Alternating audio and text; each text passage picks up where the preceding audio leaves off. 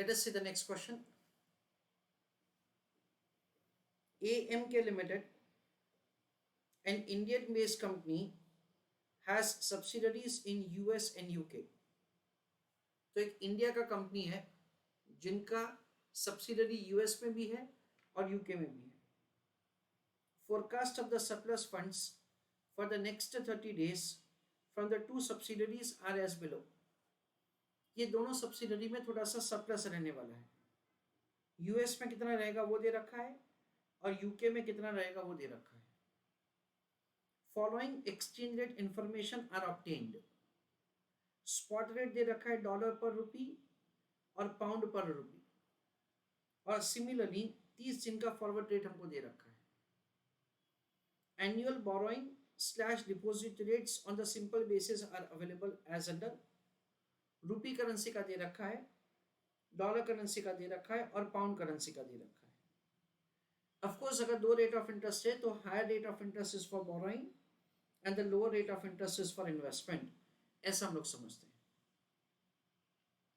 The Indian operation is forecasting, highlight the portion, a cash deficit of ₹5 lakhs.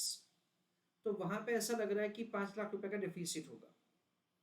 It is assumed that interest rates are based on a year of 360 days. तो हम लोग ऐसा मान लेते हैं कि एक साल में 360 डेज से कैलकुलेशन के लिए.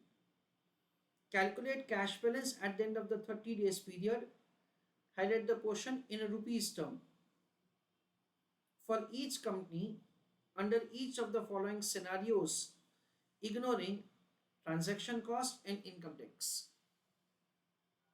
Each company is investing / financing its own cash balances or cash deficit. It means that each company is investing its own cash balances in local currency, comma, each company is financing its cash deficit in the local currency independently.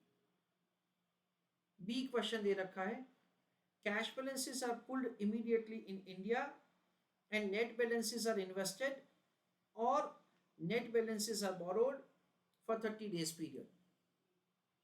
Which method do you think is preferable from the parent company point of view? That is a question. I request all of you to go through the question, फिर हम लोग discuss करते हैं कि कैसे करने का. चलो सारे स्टूडेंट्स यहाँ पे ध्यान दीजिए. क्वेश्चन में क्या दे रखा है, ए में each company is investing it's cash balances. तो हम लोग ऐसा समझ सकते हैं कि ये $12,500 इन्वेस्ट किया. हमको डॉलर करेंसी का इन्वेस्टमेंट का रेट दे रखा है 1.5%. तो देखो हम लोग ऐसा समझते हैं, I request you to use your calculator along with me. 12,500 into 1.5% into 30 divided by 360. यानी क्या होगा फ्रेंड्स, वी अंडरस्टैंड दैट से हमारा इंटरेस्ट होगा 15.625 प्लस 12,500, तो मेच्योरिटी हमारा होगा 12,515.625. पाउंड करेंसी में इन्वेस्टमेंट करेंगे तो पाउंड करेंसी का रेट ऑफ इंटरेस्ट हमको क्वेश्चन में दे रखा है 3.7. यानी क्या होगा, use of calculator, 6,000 into 3.7% divided by क्या किया जाएगा 360 इंटू क्या करेंगे 30, so that answer comes to 18.50 plus 6,000, so it is 6018.50. तो ये हमारा क्या हो गया, फॉरेन करेंसी का बैलेंस हो गया. Language of the question is extremely clear, उसको रुपीस करेंसी में कन्वर्ट कीजिए. तो देखो ये हमारा रेट है, ये रहा हमारा रेट है. सो यूजिंग दोज रेट्स उसको हम लोग डोमेस्टिक करेंसी में कन्वर्ट करेंगे. 12,515.625 डिवाइडेड बाय 0.0217.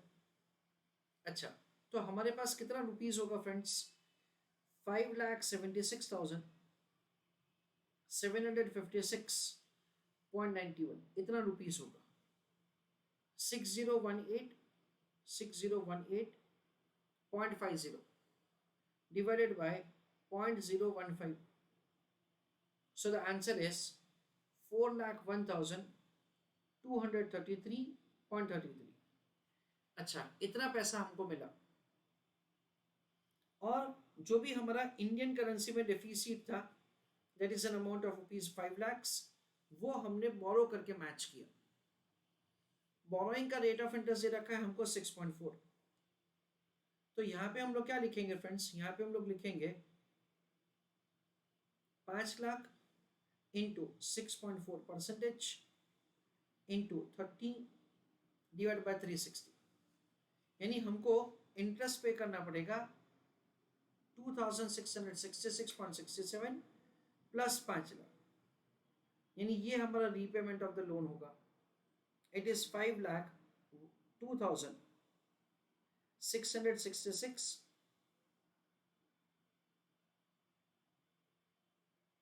5,02,266.67।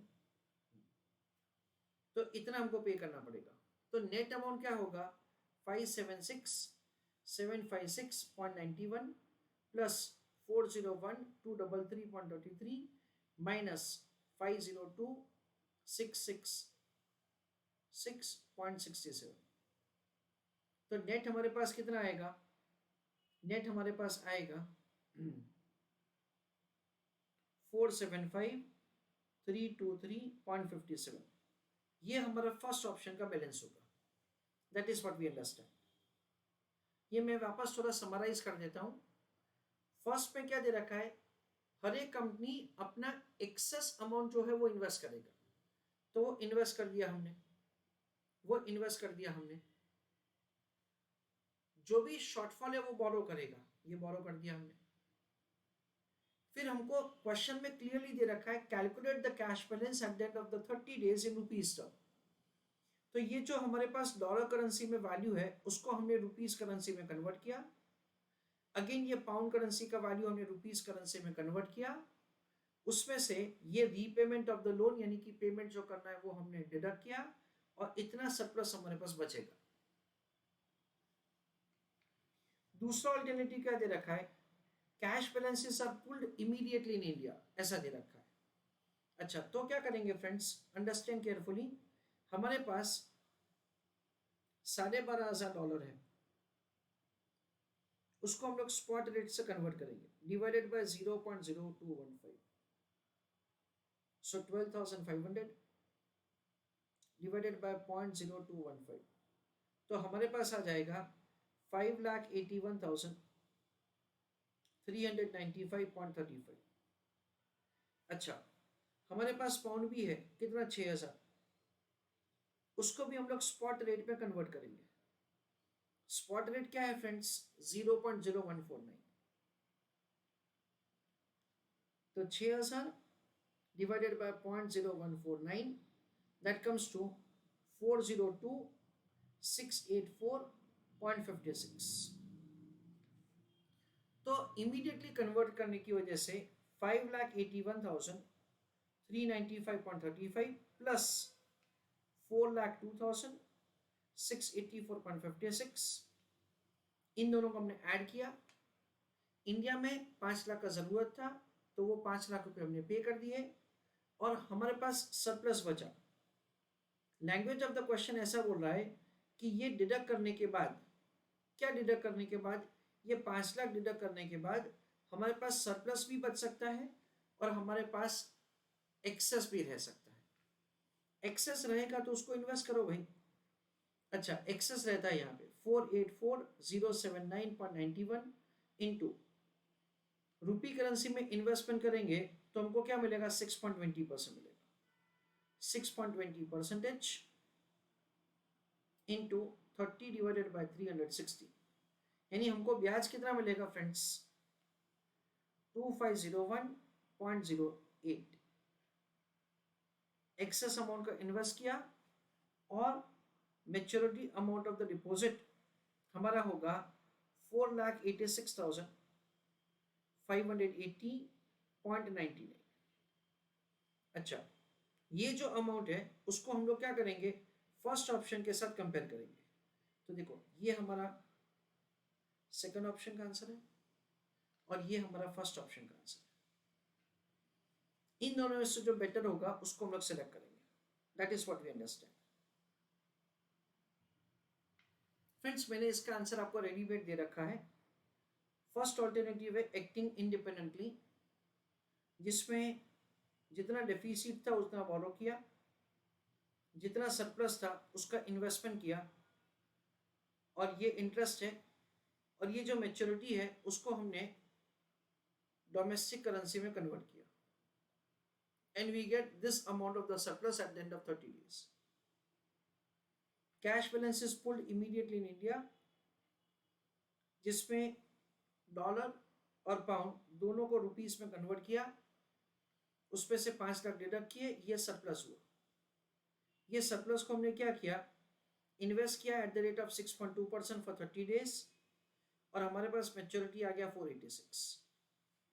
दोनों में से जो बेटर है उसको हमने सिलेक्ट किया।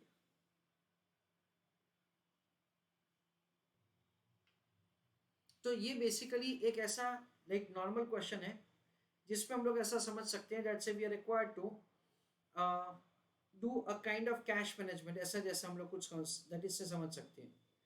तो इसमें हमको क्या करना है कि we just have to apply the basic like the application of the concept of the treasury management, और we are required to take a decision कि कंपनी को क्या करना चाहिए। The best part of the question is that the question में बहुत अच्छा clarification दे रखा है, एंड इवन अदरवाइज भी वही करना अच्छा रहेगा हमारे लिए। दैट से we bring both the options into a common currency and we take a decision कि कंपनी को क्या करना चाहिए।